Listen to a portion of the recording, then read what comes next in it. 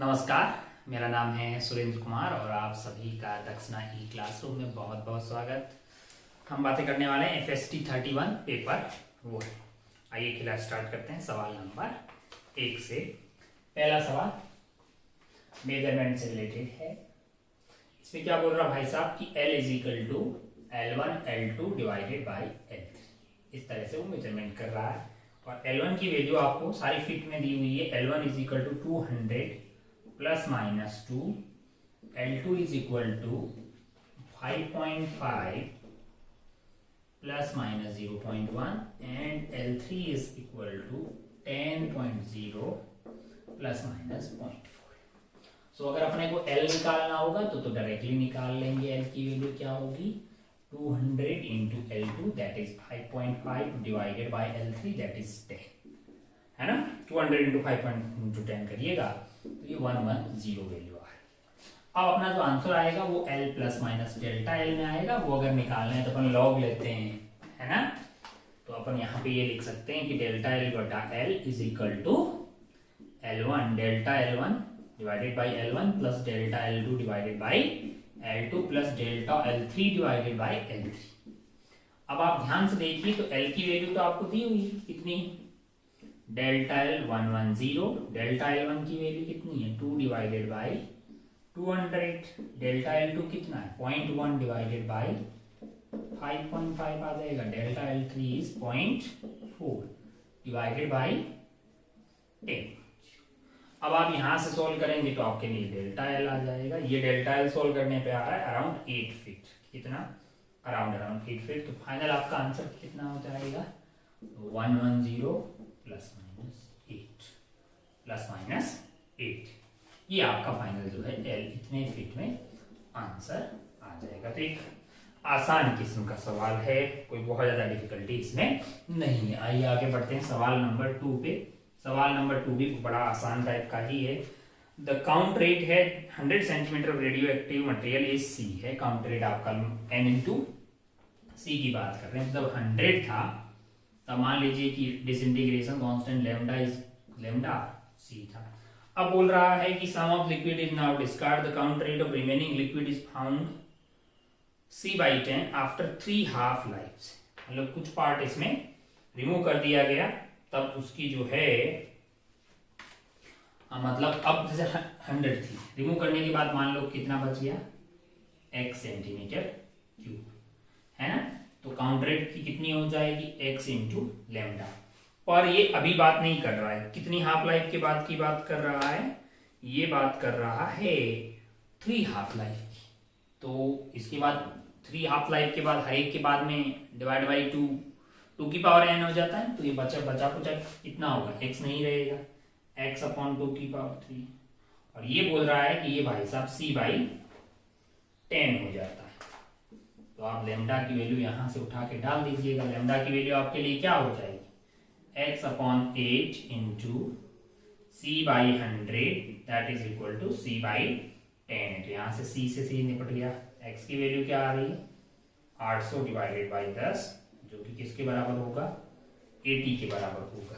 तो आपका आंसर हो जाएगा 80। और उसको अपन क्या लिख सकते हैं सेंटीमीटर में ही लिया है हमने तो 80 को 8 इंटू 10 लिख दीजिए। तो आपके पास n की वैल्यू यहां से 8 आ जाएगी। ठीक है, x की वैल्यू मतलब आपको आपका आंसर 10 इंटू n है तो n की वैल्यू 8 आ गई भाई साहब। आइए आगे बढ़ते हैं सवाल नंबर 3। सवाल नंबर 3 देखिए जरा ध्यान से।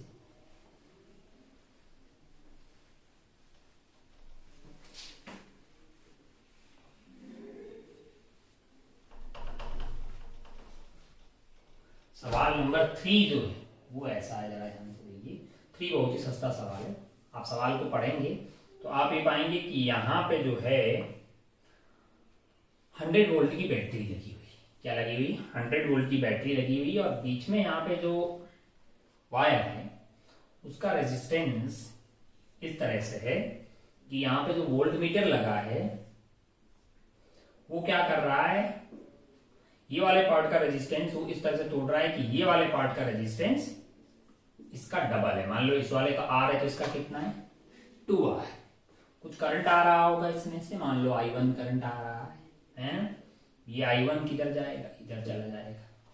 सवाल में आपको वोल्ट मीटर में कितना करंट गया है और डिवाइडेड बाय टोटल करंट वाला ये रेशियो निकालना है, यानी सवाल आपसे I1 डिवाइडेड बाय I2 का रेशियो पूछ रहा है।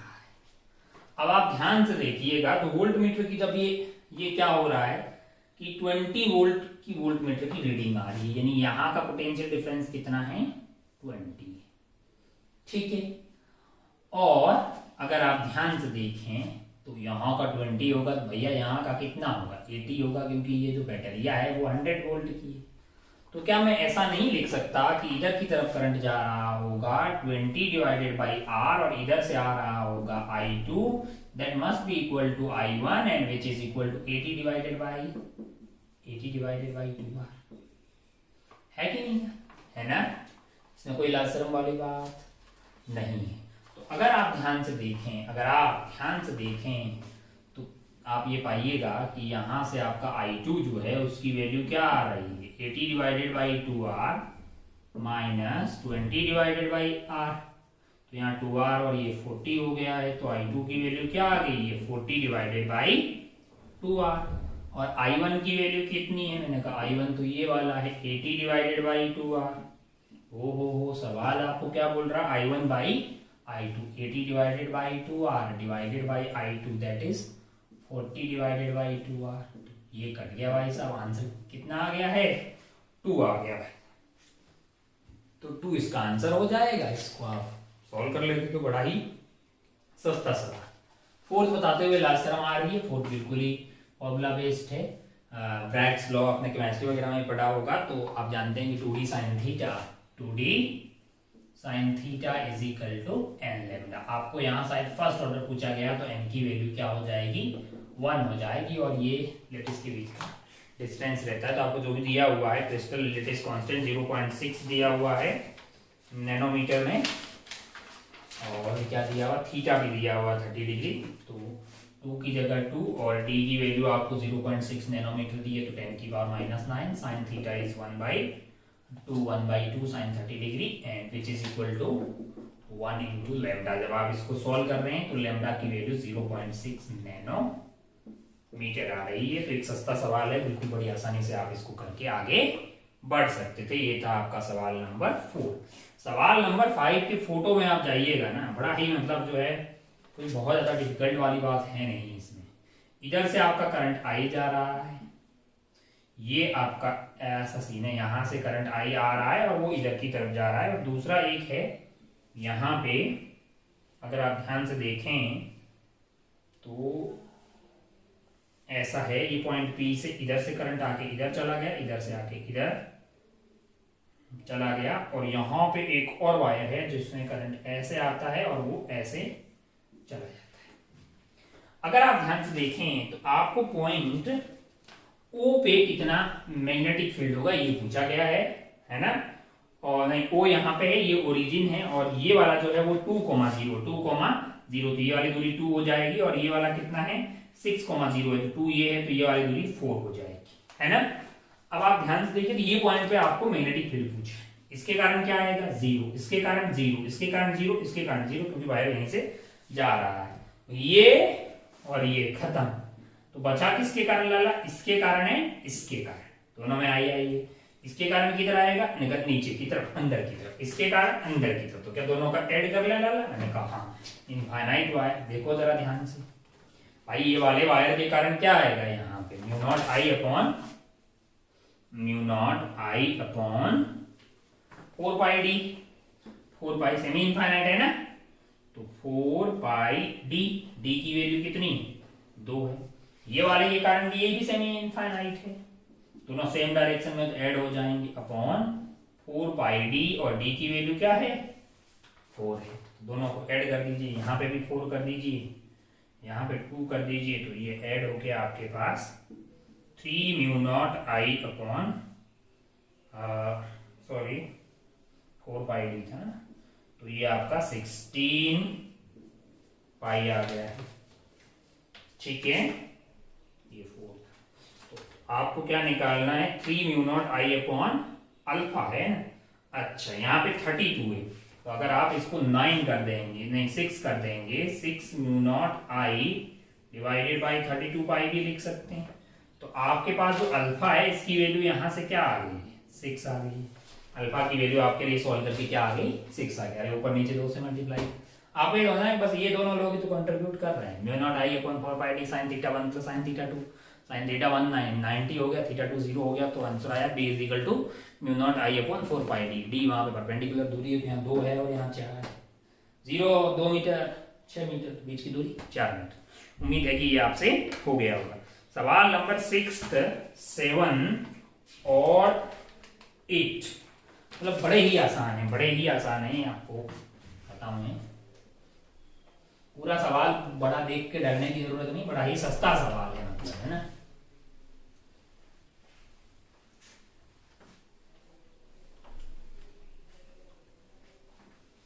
सवाल नंबर 6, 7 एंड 8 है क्या इसमें, अगर आप ध्यान से देखिए तो फोटो में मैं नहीं बना रहा हूं उतना, आपको जो है यहाँ पे मतलब ब्लैक बॉक्स दिया हुआ है। ब्लैक बॉक्स में क्या है वो नीचे दिया हुआ है कि उस पर्टिकुलर सवाल के ब्लैक बॉक्स में कौन सी क्वांटिटी है वो आप सवाल के नीचे पढ़िएगा तो दिया हुआ है। जैसे 6 में आप पढ़ रहे हैं तो 6 में नीचे दिया हुआ है कि ब्लैक बॉक्स को आप L/2 का रजिस्टर कंसीडर कीजिए, L/2 का इंडक्टर कंसीडर कीजिए। तो सारे ऑप्शन आपको चेक करने पड़ेंगे। मैं आपको थर्ड ऑप्शन चेक करवा के बता रहा हूं।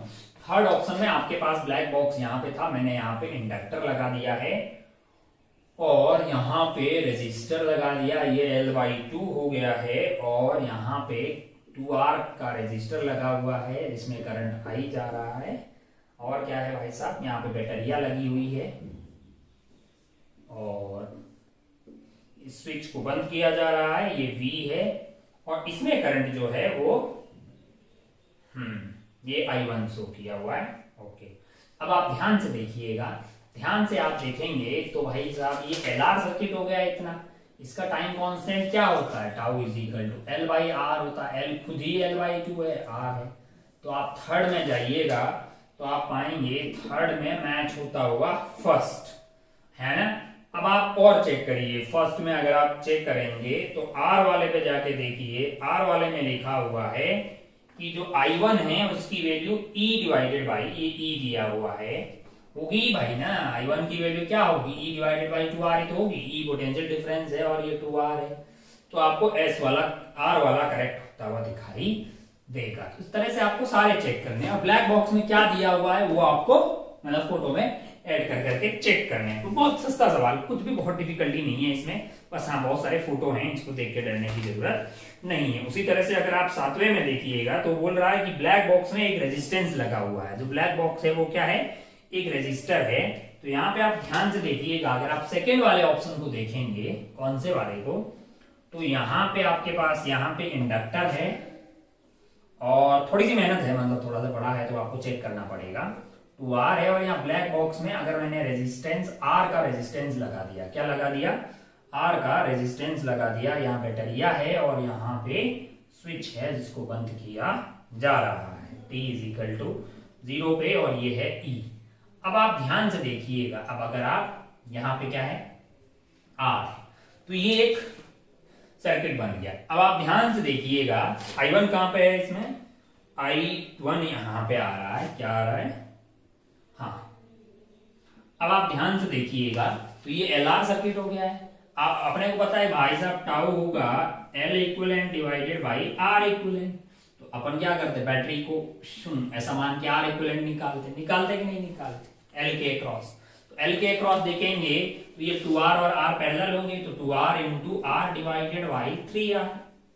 तो ये आपका 2R बाई 3 आ गया है, तो L इक्विवेलेंट की वैल्यू तो L ही है और ये आ गया आपका 2R बाई 3। टाउ होगा 3L बाई 2R। कौन सा सवाल था, 7वां सवाल था, यानी सेकंड का। अगर आप ध्यान से देखिएगा तो फोर्थ यानी कि 3L upon 2R, 3L upon 2R, ये क्या आ गया, टाउ आ गया। अब आप इसमें एस मैच होता हुआ दिखाई देगा क्योंकि बोल रहा है I1 is equal to E डिवाइडेड बाई 3R at T is equal to 0। T is equal to 0 पे ये इंडक्टर ओपन सर्किट की तरह बिहेव करेगा। कैसे बिहेव करेगा, ओपन सर्किट की तरह, है ना।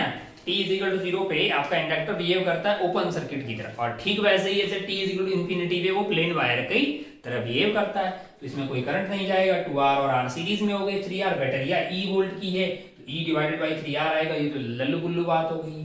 तो आपका इसमें कौन सा मैच होता हुआ दिखाई देगा?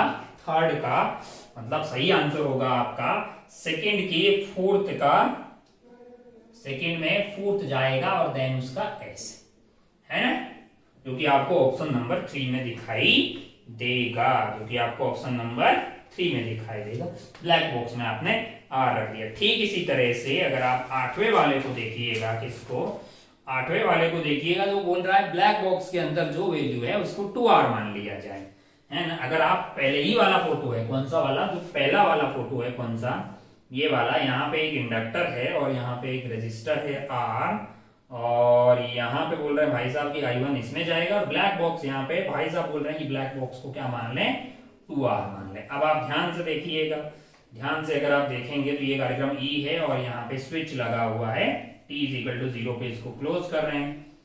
अगर आप ध्यान से देखेंगे, अगर आप ध्यान से देखेंगे तो भैया L R और 2R तो वैसे भी आपके पैरेलल हो गए, तो आंसर तो आया पैरेलल का, तो यही आएगा 2R बटा 3, तो टाउ तो यही हो जाएगा, टाउ तो 3L बाई 2R ही हो जाएगा, है ना। तो फर्स्ट के फोर्थ में आपको 3L अपॉन, यानी कि फर्स्ट देन फोर्थ, क्योंकि टाउ जो है 3L upon 2R fourth option में है।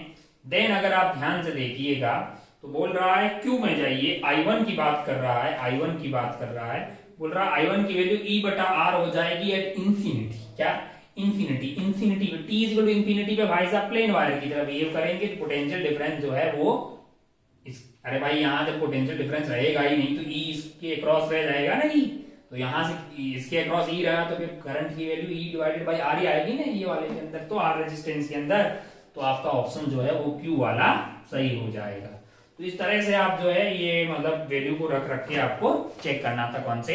6th 7th एंड 8th वाले में। ठीक उसी तरह से 9th 10th और 11th वाला सवाल है, इसमें भी आपको वैल्यू को मतलब जो टेबल में इंफॉर्मेशन दी गई है उसका यूज करके ही बातें करनी है।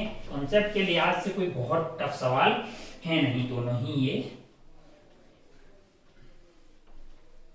देखिए जरा, 9, 10 एंड 11 क्या है यहाँ पे, अगर आप ध्यान से देखिएगा तो आपको d बाई डी दिया हुआ। अब मैं आपको पहले थ्योरी बता देता हूं, जो मुद्दे की बात है कि अगर मान लीजिए हमारे पास एक स्लिट यहाँ पे है, एक स्लिट यहाँ पे है, और क्या हो रहा है कि यहाँ पे एक आपने ऐसा लगा दिया है, तो सेंट्रल मैक्सिमा अब यहां नहीं होगा, थोड़ा सा ऊपर शिफ्ट हो जाएगा, मान लो कि कहीं यहां पे शिफ्ट हो गया, ठीक है। यहां पे अगर आप बात करेंगे तो डेल्टा एक्स की वैल्यू क्या आ जाएगी? डेल्टा एक्स की वैल्यू आएगी म्यू टी माइनस 1 आ जाएगी, म्यू माइनस 1 इंटू टी, क्योंकि भैया इसमें अगर आप टी चले हो तो एयर में म्यू टी चलने के बराबर है, तो म्यू टी माइनस टी, नहीं डेल्टा एक्स आ गया। इससे अगर मैं ऊपर चला जाऊं वाई, तो अब देखो ये ऑलरेडी कितना यहाँ पे एक्स्ट्रा चली होगी, म्यू माइनस 1 इंटू टी, उतना ही अगर ये यहाँ और यहाँ वाले पाथ का डिफरेंस आ जाए, यानी कि डी साइन थीटा, यानी कि डी टेन थीटा, यानी कि डी टेन थीटा, और टेन थीटा को अपन वाई बाई डी चलेगा।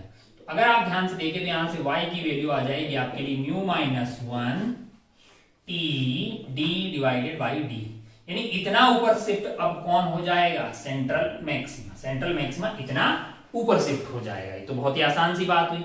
अब आप सवालों की कड़ी में आइएगा, तो सवाल नंबर 9 में आप देखिएगा कि आपको बोला गया है कि if the intensity at the central maxima is I not, in which of the following case intensity at the central maxima screen is the 0। भैया बोल रहे हैं कि सेंट्रल मैक्सिमा की वजह से तो आई नॉट थी, लेकिन आप जब ये लगा दिया है तो कौन से वाले केस में यहाँ पे सेंट्रल मैक्सिमा की इंटेंसिटी 0 हो जाएगी? मैंने कहा मैं ये मान के चल रहा हूँ कि नीचे के सेम पेज में सब बात है। यहाँ पे अगर डेल्टा एक्स, ये जो डेल्टा एक्स है, हमको तो लगता है कि भैया अगर ये 2n प्लस 1 लैम्डा बाई 2 आ जाएगा तो यहाँ पे बनेगा मिनिमा और इंटेंसिटी 0 होगी। तो अगर आप ध्यान से ऑप्शन चेक करेंगे, अगर आप ध्यान से ऑप्शन चेक करेंगे तो आप जो है 1 यानी कि 1 पी वाला चेक कीजिए, इसमें आपको जो है डेल्टा एक्स मिल जाए, क्योंकि आपको म्यू माइनस 1 इंटू टी तो करना है, म्यू की वैल्यू आपके लिए 1.6 है, -1 इंटू टी की वैल्यू अगर आप ध्यान से देखिए तो टी की वैल्यू आपको दी हुई है 1 माइक्रोमीटर। 1 माइक्रोमीटर यानी कि 10⁻6 है। तो ये आपका हो गया 0.6 इंटू 10⁻6। तो इसको मैं लिख सकता हूं, मतलब जो है 100.6 है, इसको अपन क्या कर सकते हैं, 3 से मल्टीप्लाई कर ले मान लो, तो 600 इंटू 10⁻9 यानी कि 600 नैनोमीटर है। यहाँ का डेल्टा एक्स यहाँ पे आएगा। अगर आप ध्यान से देखें तो मैं एक केस कंसिडर कर रहा हूं पी वाला। पी वाले में आपको लेमडा कितना दिया हुआ है, 400 नैनोमीटर दिया हुआ है। तो अगर आप ध्यान से देखिएगा तो 600 इज बेसिकली 3/2 ऑफ 400, यानी कि ये आपका 2 हो गया है। 200 इंटू 3 600। तो भाई साहब ये आपका यानी कि 3/2 लेमडा है। क्या है, 3/2 लेमडा। आप जानते हैं भाई साहब कि point lambda 1.5 lambda 2.5 lambda and so on पे आपको क्या मिलता है, point lambda 1.5 lambda 2.5 lambda and so on पे आपको मिनिमम मिलता है। अगर आपको क्या मिलता है, मिनिमम मिलता है, तो आपको सेंट्रल मैक्सिमम मिनिमा ही चाहिए। तो वहां पे अगर आप 0 करके आगे बढ़ जाइए, मतलब ये आंसर आपका क्या हो गया, फर्स्ट हो गया। उसी तरह से अगर आप 10th वाले केस में देखेंगे, in which of the following case central maxima shift by twice of fringe width, यानी वो ये बोल रहे हैं कि जो सेंट्रल मैक्सिमा ऊपर की तरफ शिफ्ट होगा, यानी कि ये जो y आ रहा है, ये y किसके बराबर होना चाहिए, that y must be equal to 2 beta. Beta का मतलब क्या हो गया है, ट्वाइस ऑफ बीटा यानी कि lambda D by D. Twice of beta का मतलब हो गया twice of lambda D by D है, which is equal to mu minus 1 T D by D होना चाहिए। तो यहां से आपका डी बाई डी तो कैंसिल आ गया है, और आपके लिए क्या होना चाहिए, मैंने कहा 2 lambda must be equal to mu minus 1 into T. तो अगर आप ऑप्शन को चेक करिएगा तो बोल रहा है थर्ड के 3 में आर मैच करवा दीजिए, उसमें ये होता होगा। थर्ड के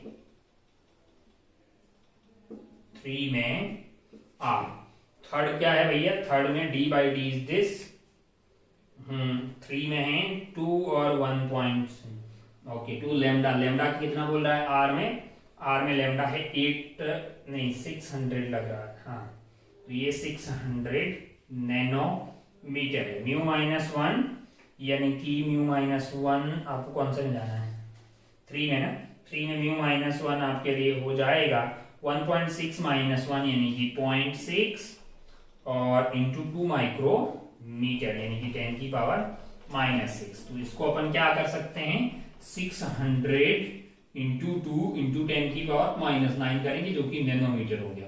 अरे ये क्या हो रहा है, 600 इंटू 2 2 इंटू 6 आ रहा है ना कंडीशन। तो आंसर आपका थर्ड के 3 का आर आपको आता हुआ दिखाई दे जाएगा। उसी तरह से अगर आप 11वें वाले में देखिएगा, 11वें वाले में आपसे क्या पूछा गया है, 11वें वाले in which of the case the central maxima shift by 1 mm, मतलब y की वैल्यू आपके लिए क्या आ जाए, y जो है mu minus 1 T D by T की वैल्यू 1 mm आ जाए, यानी कि ये वाली वैल्यू आपके लिए क्या आ जाए, 1 mm आ जाए। अगर आप ऑप्शन चेक करिएगा तो आपको ऑप्शन 4 में 1 4 1 4 और s में जाइए, सॉल्व करने पे 1 mm आपको आता हुआ दिखाई देगा। म्यू की वैल्यू 1.4 है, माइनस 1 है, और t की वैल्यू 2.5 इंटू 10⁻⁻6 है, डिवाइडेड बाई डी का वैल्यू ये 10⁻³ है। तो अगर आप ध्यान से देखिएगा तो ये वैल्यू आपके लिए 10⁻³ यानी कि 1 mm आता हुआ दिखाई दे जाएगा। अरे ठीक है, बहुत बढ़िया, बहुत शानदार। तो ये वैल्यू आपको यूज करनी थी 9th 10th एंड 11th में। ये सवाल बड़ी आसानी से आप करके आगे बढ़ जाते हैं। आइए आगे बढ़ते हैं सवाल नंबर 12 पे। कौन सा सवाल जी भैया, सवाल नंबर 12। देखिए क्या है सवाल नंबर 12।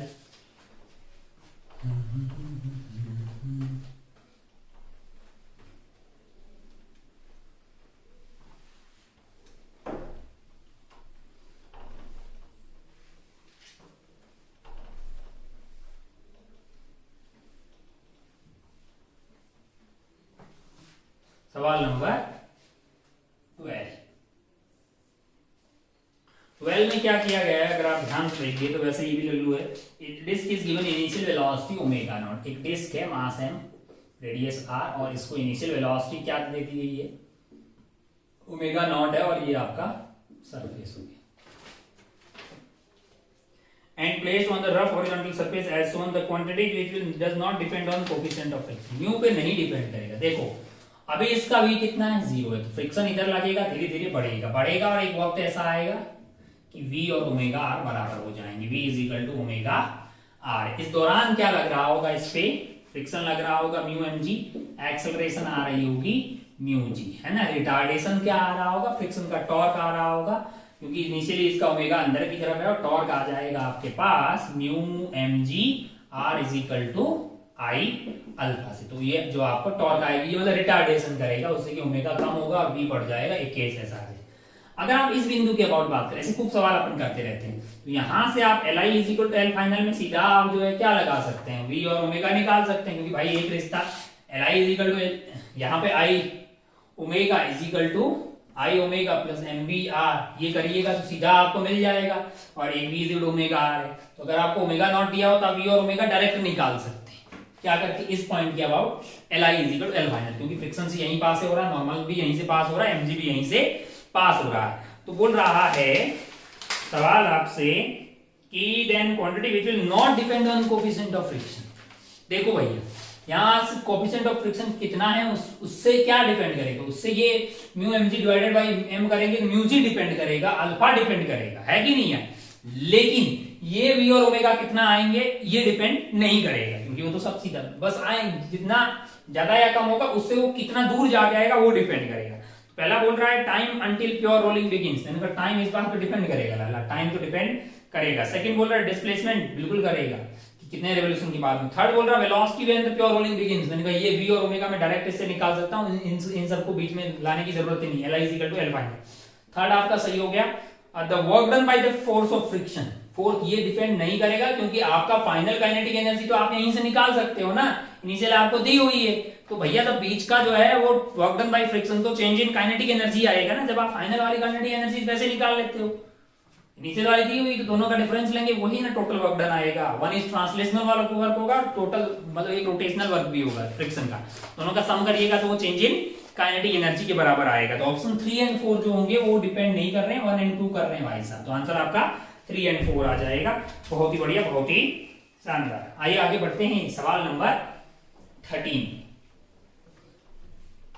तो थोड़ा सा लेंदी है, तो हमने क्या कर दिया, कैलकुलेशन वाला पार्ट है उसको पहले कर दिया है। सवाल नंबर 13 में एक स्फेरिकल बॉडी है जो एक लिक्विड में डाली हुई है, जिसका डेंसिटी रो एल है और इसकी खुद की डेंसिटी अपन ने रो एस ले लिया है। इसकी रफ्तार v है, मतलब मान लीजिए v रफ्तार से ये नीचे जा रहा है और वॉल्यूम इसकी v।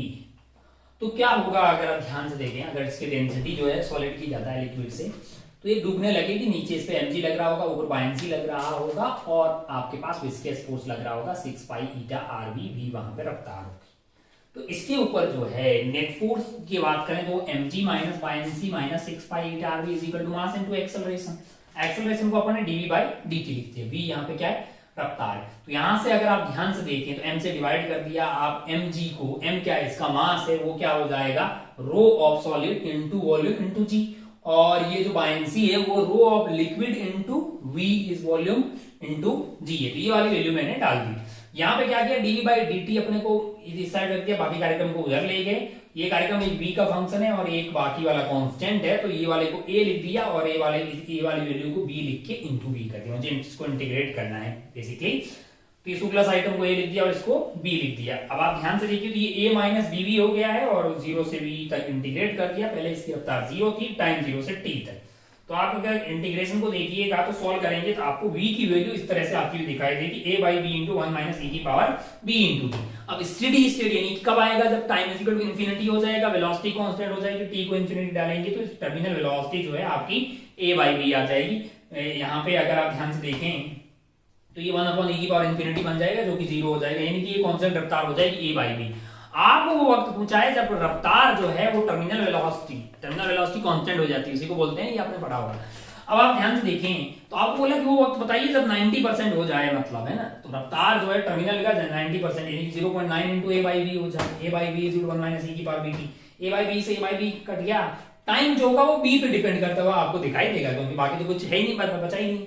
और बी की वैल्यू क्या है 6 pi eta R V upon rho S V B, इसी आइटम को अपन ने क्या माना है, बी माना है। तो अब आप ध्यान से देखिए, तो अब आप कमेंट कर पाएंगे कि भैया जो टाइम होगा वो किस पे डिपेंड करेगा, डेंसिटी ऑफ लिक्विड पे डिपेंड कर रहा है। मैंने कहा नहीं, डेंसिटी ऑफ सॉलिड पे कर रहा है, डायमीटर यानी कि रेडियस पे कर रहा है, डायमीटर पे करेगा, और कोफिशिएंट ऑफ विस्कोसिटी पे कर रहा है। तो आपका ऑप्शन जो है 1 गलत हो जाएगा, 2, 3 एंड 4 जो है ये तीनों ऑप्शन करेक्ट आपको आते हुए दिखाई देंगे। इतनी आपको कैलकुलेशन करनी थी, बाकी तो आपके पास बहुत ही सस्ता सा सवाल, बस थोड़ा सा कैलकुलेशन वाला पार्ट। आइए 13 के बाद आगे बढ़ते हैं 14 वाले सवाल।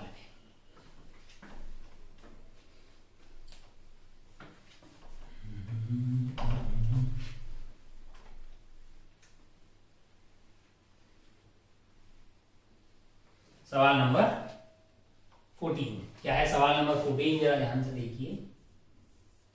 सवाल नंबर 14 में क्या है कि यहाँ पे कुछ मटेरियल है, उससे अपन क्या बना रहे हैं, वायर बना रहे हैं, है ना। ध्यान से आप देखिए, इस पे फोर्स लगाया जा रहा है। इस सवाल को पढ़ेंगे, कोई बहुत टफ है ही नहीं। In order to reduce diameter heat capacity ये दी हुई है, और ये जो फोर्स लगाया जा रहा है ये 600 न्यूटन लगाया जा रहा है, ऐसा सवाल में बोला जा रहा है। और पर मीटर जो पर मीटर लेंथ आ रही है वो 5 ग्राम है पर मीटर। और टोटल ये जो था मेटल, इसकी जानकारी अगर आपको, ये मान लो कि ये 1 kg होता, अगर ये 1 kg होता, 1 kg का मतलब कितने हो, 1000 ग्राम डिवाइडेड बाई 5 ग्राम, यानी कि 200 मीटर लंबा वायर बनता। 200 मीटर ये वाला पॉइंट ऐसे खिंच के जाता, ये भाई साहब का वर्क डन कितना हो जाता, 600 इंटू 200 यानी कि 12 इंटू 4 घंटे, इतने जूल वर्क हो जाता। तो आपका ऑप्शन 1 जो है वो यहां से करेक्ट हो गया है। Assuming all the work done is converted into heat, temperature of wire will इतना रेंज करेगा। मैंने कहा इसको कर दो आप ms डेल्टा टी, m इनका कितना दिया हुआ है 1 दिया हुआ है मतलब, और 400 इसको पर kg s दिया हुआ है इंटू डेल्टा टी। तो इसको जब कैलकुलेट कर रहे हैं तो डेल्टा टी की यहाँ पे वैल्यू जो है वो 300 डिग्री सेल्सियस आ रही है। तो ऑप्शन 2 भी ठीक हो गया है। ऑप्शन सी यानी कि 0.0 kg is produce each second if the emerge with speed है। अच्छा, अगर आप ध्यान से देखें तो 5 ग्राम पर मीटर की रेट से बन रहा है, ये तो अपने को पता है। दूसरा आपको इंफॉर्मेशन क्या है कि अगर ये इमर्ज करे 0.42 kg wire is produced each second if it emerge whole with a speed of 8.4। तो अगर आप ध्यान से देखें कितना 0.042 kg पर सेकेंड की बात कर रहा है, 0.04 kg पर सेकेंड। तो ग्राम में बात करेंगे तो इंटू 1000 कर दीजिएगा, इंटू 1000 कर दीजिए, तो ये बोल रहा है कि 42 ग्राम पर सेकेंड, 42 ग्राम पर सेकेंड। तो अगर आप ध्यान से देखें, अब देखो 5 ग्राम पर सेकेंड की रेट से, पर मीटर की रेट से आ रहा है ना, 5 ग्राम पर मीटर की रेट से, और 42 ग्राम एक सेकंड में आ जाए, कितना मीटर चला होगा ये अगर मुझे निकालना होगा तो मैं 42 ग्राम पर सेकंड से 5 ग्राम पर मीटर को डिवाइड कर दूंगा, तो ये वैल्यू मेरा मीटर पर सेकंड नहीं आ जाएगा, और 42 डिवाइडेड बाई 5 मेरे लिए 8.4 ही आ रहा है, यानी कि 8.4 मीटर पर सेकंड। 8.4 मीटर आप बाहर निकल गए, हर एक में कितना था आपका 5 ग्राम था, तो एक सेकंड में आपने 8.4 मीटर बाहर आ गए, हर एक में 5 ग्राम था, तो टोटल बाहर कितने आ गए, आपका मास मतलब 42 ग्राम आ गया। उसको स्टाइल मार के 0.42 kg लिखा हुआ है, वो एक सेकंड में बन के तैयार हुआ, इतना मास बाहर आ गया। तो रद्दी किस्म का सवाल था, कोई बहुत ज्यादा टफ चीज नहीं थी। थर्ड सही हो गया है तो फिर 4 गलत हो गया है, थर्ड सही हो जाएगा तो 4 ऑटोमेटिकली गलत हो जाएगा, तो 1 2 3 इसका आंसर हो जाएगा। आगे बढ़ते हैं सवाल नंबर 15 पे। 15 एकदम रद्दी सवाल है।